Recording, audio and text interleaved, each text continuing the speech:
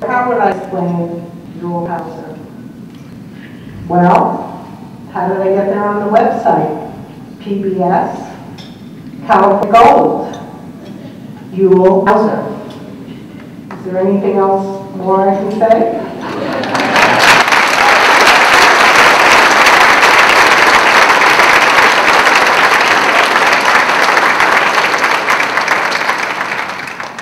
Thank you very much. I am absolutely delighted to be here. I got to tell you, we were talking at the table, and somebody asked me what my greatest challenge was in life, and I said the greatest challenge was the frustration of trying to get everything done that I wanted to get done while I still had time to get it done. And tonight has been a perfect example of the frustration that I feel. I walked in here tonight and didn't know anything about this amazing garden, this botanical garden. Had never heard of Manuel Jimenez or his family. And now we're going to be over there to do a story with you. It's okay.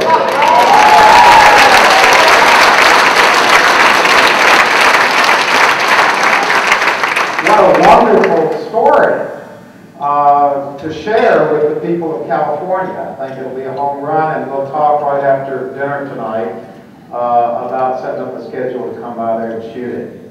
That is the frustration, is that there are so many stories to do in California. Now, I need to start off by letting you all know that I am not a native Californian, just in case any of you wondered about that. I'm originally from a small town in Tennessee. Our claim to fame is that we're located about 30 miles from the Jack Daniel's distillery. And let's hold your applause back there. And for those of you interested in such historic trivia, Jack Daniel's distillery is actually located in a dry county. It is illegal to buy or drink Jack Daniel's whiskey in the county in which it is made. And no one in that county ever breaks the law and breaks any of that whiskey. And if you believe that, I got some land to say to cheat. Growing up in that little town in Tennessee, my parents were very strict about how much television we were allowed to watch. We were allowed to watch an hour a day, and so we were very careful about what we chose to watch. And for some reason, I became fixated on this guy who I thought had the best job in the world. He made his living on television, traveling around America in a little camper.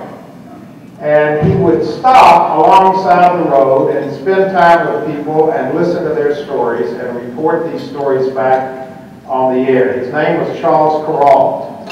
And his On the Road series, to this day, is probably one of the best television programs that's ever aired. And I had no idea, I guess, growing up as a small kid in the city, that one day I would be in this faraway place called California, doing somewhat the same thing in my own style that Kuralt did for so many years. Yet here I am. And I must tell you that people come up to me a lot on the street and go, you know, we love the show, we love California's Gold, but we find it interesting that a guy with an accent like yours is hosting a program about California. Well, I love it when they make that observation, because it allows me to turn the question back around and ask them, well, what kind of an accent should the host of California's Gold have? And usually they'll take the bait. I love it. The first answer they give is they'll say, well, you should have no accent at all. Californians do not have an accent. They've all been neutered. Okay, well, what else? Well, you should have a beach accent. Yo, dude. Or a valley accent.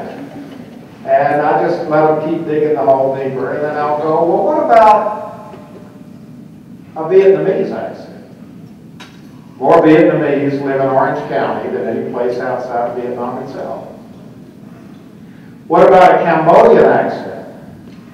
More Cambodians live in Long Beach than any place outside of Cambodia itself. What about a Filipino accent, a German accent, a Nicaraguan accent, a French accent? More people from those countries live in California than any place but those countries. I guarantee you that more Tennesseans live in California than any place outside of Tennessee itself. So you see, the answer to that question is that there never has been, nor will there ever be, a single California accent.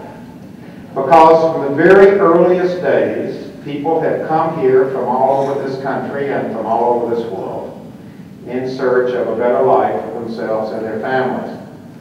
They are still coming.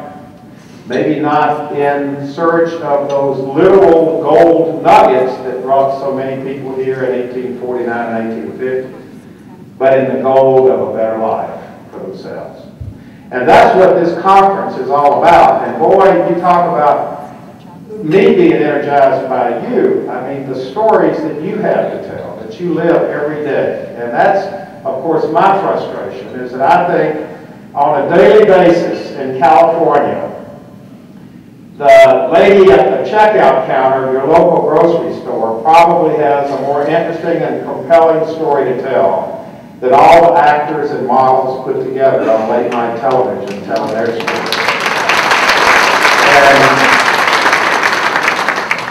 I always give the example that, you know, television talks about the rich and the famous and the movie stars and all of that sort of thing. I always, when I'm talking in LA, I always ask the audience, I say, you know, you think movie stars are important here in Los Angeles. Try going for a week without movie stars, and then try going for a week without Garb election, and see which group of people you miss the most.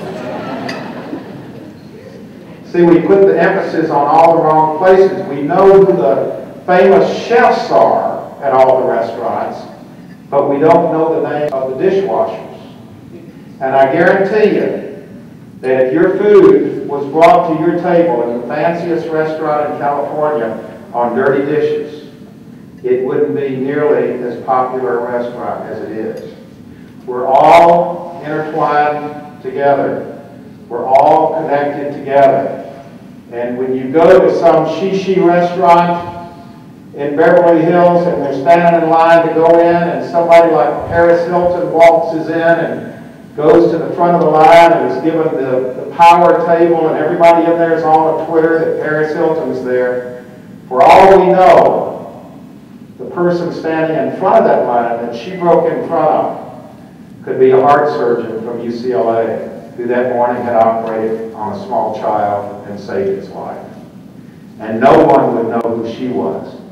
And everyone would know who Paris Hilton was. So our emphasis seems to be in all the wrong places. One of the things that we try to do with our series is to travel around California. People ask if we rehearse, if we plan. If, you know, Dick Clark called us one time, you know, he has that blooper show.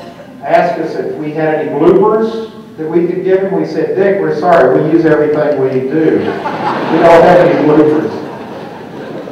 Remember that when we're interviewing you. Whatever happens, unless I make a mistake, then we do it over again. But we travel all over California and just hang out with people and learn and listen and approach each story with an open mind and an open heart and let it happen. We operate on the premise that TV ain't brain surgery. That it's as simple as just turning on the camera and asking questions.